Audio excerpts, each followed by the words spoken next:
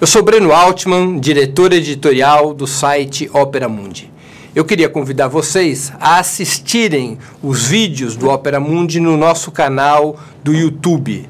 Também aproveito para chamá-los a assistir esses mesmos vídeos na TV 247, que é nosso grande parceiro nessa batalha por uma comunicação independente e verdadeira em nosso país.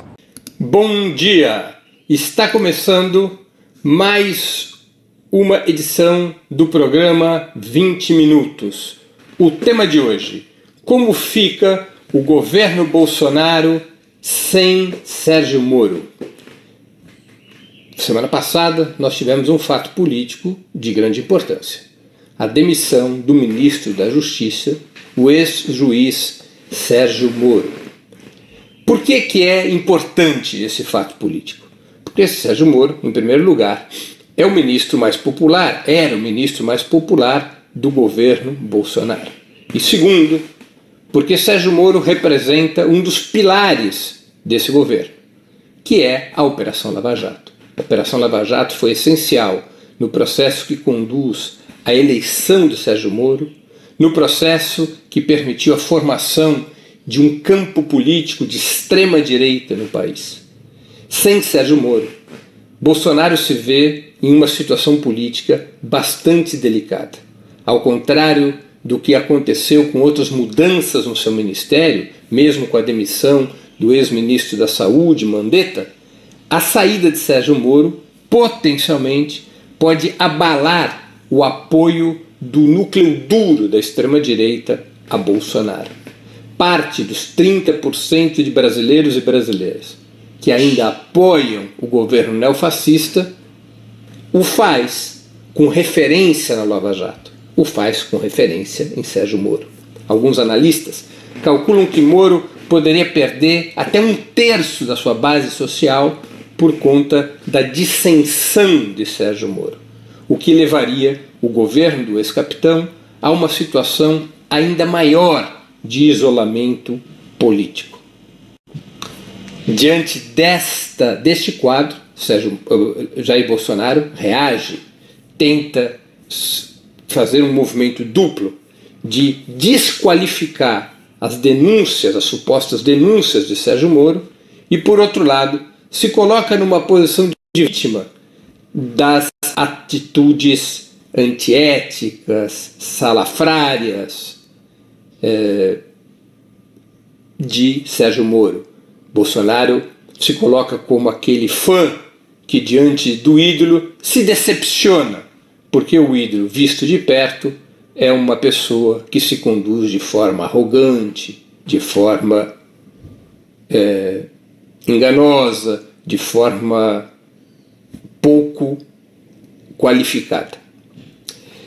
Bolsonaro tem que reagir a Sérgio Moro por um cálculo político primordial.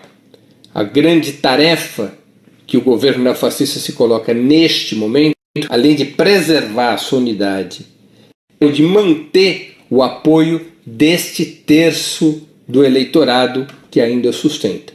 Se Bolsonaro assistir um processo de desidratação desse núcleo duro, poderá se ver em maus lençóis, não apenas do ponto de vista da sociedade, mas também do ponto de vista das instituições, eventualmente alimentando algum movimento favorável ao seu impeachment ou até mesmo ao curso de inquéritos na Corte Suprema que podem levar ao seu afastamento. Neste momento, Bolsonaro de tudo faz para tentar blindar quaisquer movimentos que possam lhe retirar a presidência da República das mãos, tanto buscando uma maioria parlamentar através de acordos com os partidos do chamado Centrão, dividindo a direita tradicional, quanto preservando sua capacidade de mobilização social, como vimos nas tentativas de resposta à deserção de Sérgio Moro ocorridas no último domingo, onde em várias capitais grupos de bolsonaristas foram às ruas, novamente desrespeitando o isolamento social, para apoiar o ex-capitão e em alguns casos, como ocorreu em Brasília, em Curitiba, por exemplo, até mesmo rasgar as fotos de Sérgio Moro, mostrando que sua base social se mantém alinhada com o presidente contra o ex-ministro. O movimento de Sérgio Moro, ao pedir sua demissão, ele faz parte, esse movimento de Sérgio Moro faz parte do cenário político que nós temos assistido no país nas últimas semanas. Um dos elementos fundamentais desse cenário, que é marcado pela guerra contra o coronavírus e pela atitude do governo Bolsonaro nessa guerra, um dos principais fatos é o deslocamento das camadas médias para uma posição de aberta oposição a Jair Bolsonaro. Essas camadas médias dos grandes centros urbanos respondiam por algo como 1/3 do eleitorado. O país se equilibrava até a pandemia num sistema de 3/3 que funcionava mais ou menos assim. Jair Bolsonaro controlava 1/3, o outro terço era controlado pelo PT, por Lula e pelas forças de esquerda em geral, e um terceiro terço se situava ao centro. Uma parte desse terceiro terço até poderia vir mais à esquerda, como seria o caso, por exemplo, de eleitores de Ciro Gomes, mas o grosso desses cidadãos e cidadãs ao centro se vinculava ao bolsonarismo, não por adesão à extrema-direita, mas por um forte espírito antipetista. Foi nesta lógica que Jair Bolsonaro conseguiu vencer as eleições de 2018. Além do terço que está sob sua influência, sob sua direção, ele conseguia atrair grande parte desse terço centrista com base num discurso contra o Partido dos Trabalhadores e contra Lula. Discurso esse, repito, que teve uma forte colaboração da Lava Jato. Aos poucos, o desgaste do governo Jair Bolsonaro levou a uma instabilidade nesse terço centrista. E, finalmente, a pandemia e o comportamento de Jair Bolsonaro na pandemia fez com que esse terço centrista deixasse de estar balizado principalmente pelo ódio contra o PT para passar a estar balizado por uma oposição aberta a Jair Bolsonaro. Os panelaços que a gente escuta nos bairros de classe média das grandes cidades do país tem muito a ver com isso. Esse terço centrista, localizado principalmente nas camadas médias, se deslocou para a oposição a Bolsonaro. E Bolsonaro viu se desfazer a equação pela qual ele garantia sua predominância e sua iniciativa política no país, que era a unidade entre o seu terço orgânico mais uma boa parte do terço centrista que se movia pela raiva contra o PT. Esse terço centrista se deslocou para uma atitude de oposição ao seu governo. E Bolsonaro se viu numa situação de isolamento. Com a saída de Sérgio Moro, se reforça esse deslocamento. E se criam as condições para que os velhos partidos da direita, cuja votação repousa nesse terço centrista, para que esses velhos partidos da direita consigam reemergir como uma alternativa viável de governo no país. Estou falando de PSDB, do DEM, do MDB, que vão se recompondo como alternativa de governo ao redor de figuras como Dória, como Rodrigo Maia e agora também Sérgio Moro. É claro que há conflitos entre esses personagens, mas também é fato de que a extrema-direita, com a demissão de Sérgio Moro, perdeu força.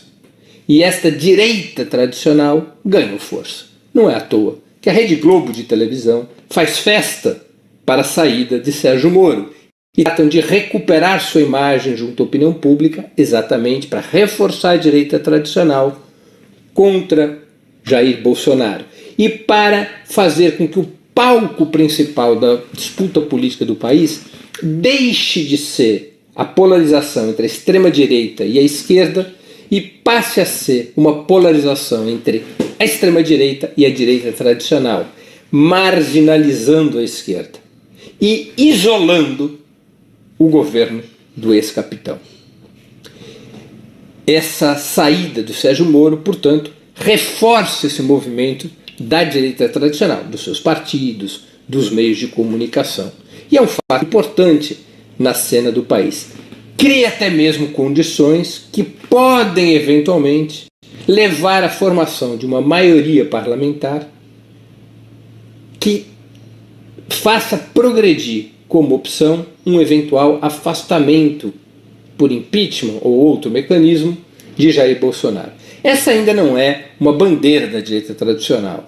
Essa saída não é defendida pela direita tradicional. Aparentemente, a direita tradicional prefere ver Jair Bolsonaro sangrar até 22, ver seu eleitorado reduzido, perder as condições de reeleição, para emergir no campo da direita tradicional, seja Dória, seja o próprio Moro, uma candidatura que unifique a direita tradicional e arraste setores da extrema-direita de tal sorte a constituir uma nova maioria conservadora no país.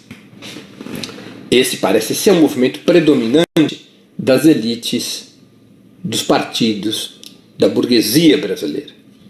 Parece ser um movimento dominante também dos meios de comunicação. De toda maneira, o que se passa é um aprofundamento da crise política. Isso não resta dúvidas. Bolsonaro está ferido. Ele não está morto. Ele tem repertório para reagir a essa situação. Seja repertório parlamentar, seja repertório social, para disputar esse terço do eleitorado que constitui o seu núcleo duro. Bolsonaro tem a caneta, Bolsonaro tem instituições poderosas do Estado sob seu controle. Bolsonaro preserva o apoio do partido militar, do partido armado do capital, das forças armadas que constituem a ossatura, a coluna vertebral do seu governo. Os militares já deixaram muito claro, irão com Bolsonaro até o fim. Aconteça o que acontecer. Bolsonaro, portanto, tem força para reagir, mas não se pode negar que ele sofreu um revés com a saída do Sérgio Moro e com o afastamento do núcleo lava-jatista do seu governo.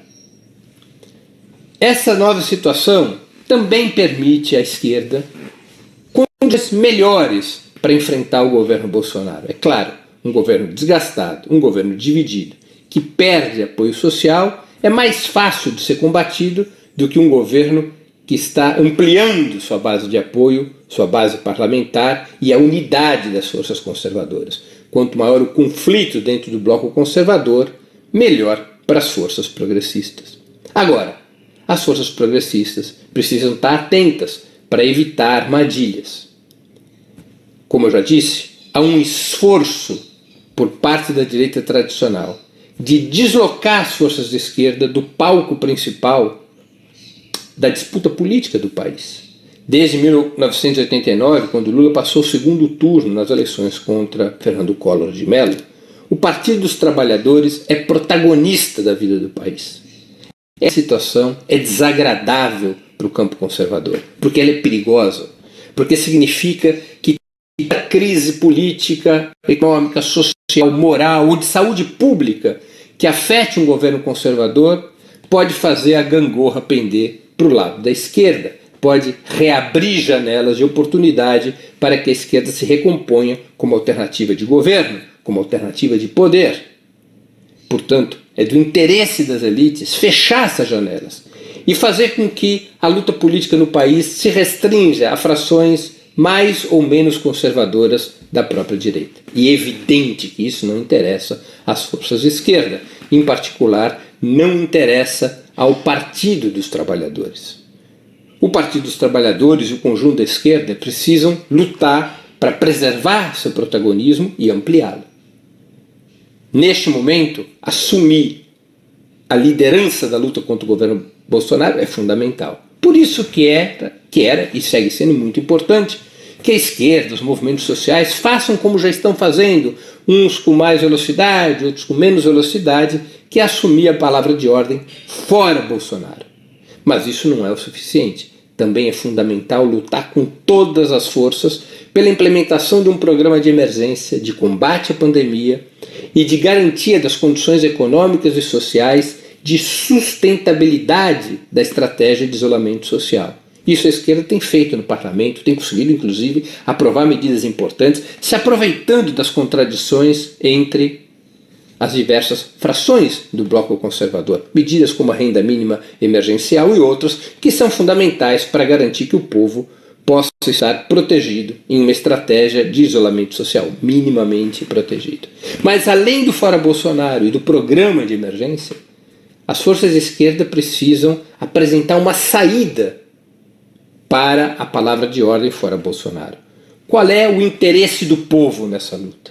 Simplesmente afastar Bolsonaro para que entre Mourão? Essa seria uma saída democrática? Colocar a decisão sobre o governo da República nas mãos de um Congresso controlado pela oligarquia ou nas mãos de um STF que também responde aos interesses das elites dominantes e que foi cúmplice do golpe de Estado de 2016? Essas são saídas razoáveis que possam ser defendidas a seco pelas forças de esquerda? Isso é um debate, porque há outras alternativas. A alternativa da antecipação das eleições presidenciais para que o povo recupere a soberania sobre o processo, afastando o governo Bolsonaro e Mourão e dando condições para que um novo processo eletivo conduza um governo democrático popular que rompa com o neoliberalismo, essa é uma alternativa fundamental a ser debatida, porque é a única que se reveste plenamente de uma natureza democrática. Porque ao invés da substituição de Bolsonaro ser decidida pela Corte Suprema ou pelo Parlamento, repito, controlado pelas classes dominantes, quem decide a substituição do governo e por qual governo ele será substituído é o povo nas urnas, com plenas liberdades, com a restauração dos direitos políticos e eleitorais do ex-presidente Lula, através da anulação das farsas judiciais que o condenaram, que o afastaram das eleições de 2018 e que permitiram a vitória de Jair Bolsonaro.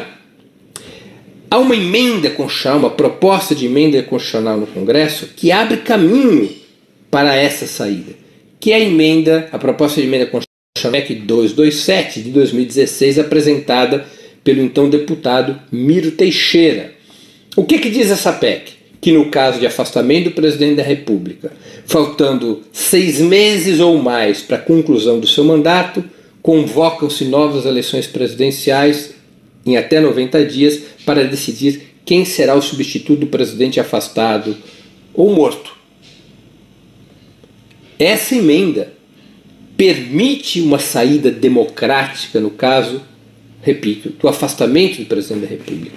E é fundamental que as forças democráticas ingressem numa batalha pela aprovação desta PEC para fazer com que o afastamento de Bolsonaro, para fazer com que o fora Bolsonaro se constitua num afastamento de Bolsonaro, de Mourão, do governo Bolsonaro-Mourão e das políticas que esse governo representa.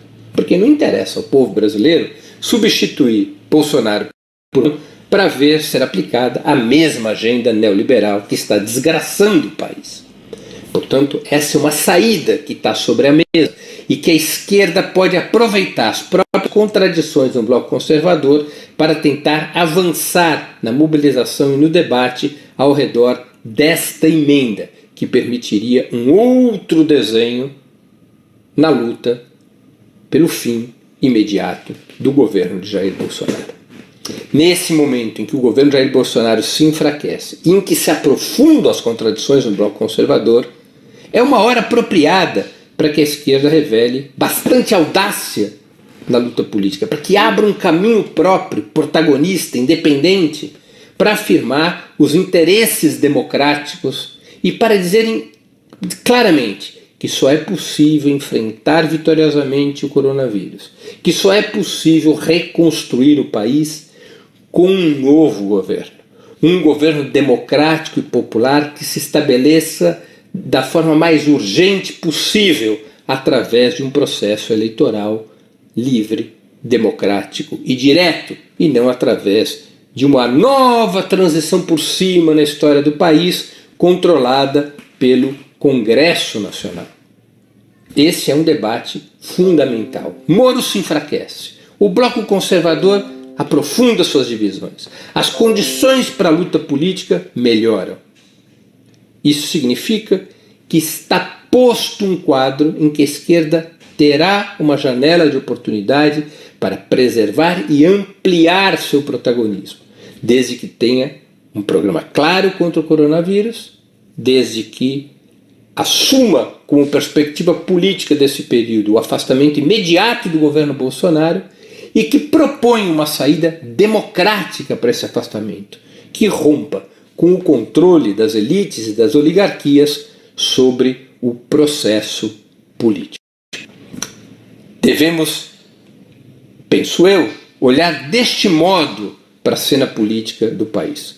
Como bem disse o ex-presidente Lula, o confronto entre Bolsonaro e Moro é um confronto entre dois bandidos. Bolsonaro só existe por causa de Moro. A Lava Jato permitiu a emergência de Jair Bolsonaro, seu fortalecimento e finalmente sua eleição, porque criou um caldo de cultura favorável à extrema-direita e porque afastou Lula da disputa presidencial de 2018. Nesse momento, Moro rompe com Bolsonaro, porque Bolsonaro tinha muitos interesses na lógica de controlar o Ministério da Justiça e, em particular, a Polícia Federal. Nessa transição da democracia liberal para o Estado policial, é fundamental ao núcleo de controle do governo nacional ter sob seu comando todos os aparatos repressivos de inteligência e de informação do Estado, incluindo a própria Polícia Federal. Moro queria preservar esse controle para si próprio e para a Operação Lava Jato, entrar em atrito. Bolsonaro também tinha interesse em proteger os filhos, Bolsonaro também tinha interesses, evidentemente, inescrupulosos em relação a isso, como também inescrupulosos são os interesses de Moro. Mas abriu-se um conflito, e esse conflito levou a uma ruptura, e essa ruptura cria uma tensão no bloco conservador. E essa tensão no bloco conservador ajuda as forças de esquerda porque cria um ambiente mais favorável à sua intervenção política. Desde que não se caia na armadilha de aceitar que a esquerda venha a ser força auxiliar de um setor da direita contra outro setor. Desde que a esquerda não aceite ser avalista de um processo de enfraquecimento até substituição de Bolsonaro, cuja alternativa seja Mourão ou o fortalecimento de uma candidatura de direita, da direita tradicional, para 2022. A esquerda tem que se aproveitar dessas circunstâncias para comer bastante pipoca e assistir a briga de Moro contra Bolsonaro do sofá, mas também e principalmente para se aproveitar dessa briga para avançar na reconstituição de um caminho independente, programático das forças de esquerda, das forças progressistas, das forças populares, para uma saída democrática para a crise, a ruptura com o neoliberalismo e para a construção de um novo rumo para o Brasil. Termino aqui minha exposição de hoje. Antes de encerrarmos o programa, duas mensagens importantes. A primeira mensagem: eu gostaria de pedir a vocês, fortemente, sugerir a vocês com muita ênfase, que façam sua inscrição no canal do Opera Mundi no YouTube. Faltam poucas inscrições para chegarmos aos 100 mil assinantes do nosso canal no YouTube. Faltam menos de 150 inscrições.